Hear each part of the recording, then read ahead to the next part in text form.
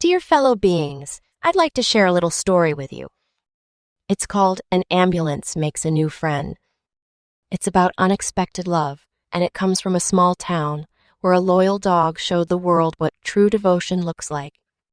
One day, an ambulance came to take a man to the hospital. The siren was loud. It made a wee-woo sound through the quiet streets. Suddenly, a brown dog started running behind the ambulance. She had big eyes, floppy ears, and a fast little trot.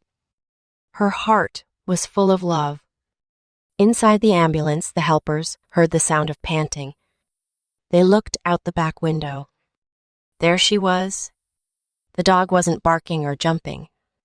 She was calm, just following close. You see, the man in the ambulance was her owner. The dog didn't want to leave him. She followed the ambulance all the way to the hospital. When they arrived, the dog stopped at the door. She sat down and waited. She didn't try to go in. She didn't cry. She just waited.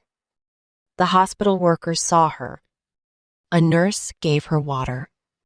A guard gave her food. Someone laid a soft blanket on the ground. She stayed there for hours, quiet, patient, loyal. Later that night, the man felt better. When he came outside, the dog jumped up. Her tail wagged so fast it looked like a blur. He smiled. She barked softly. They were together again. Dear friends, sometimes love is not loud. It doesn't need words.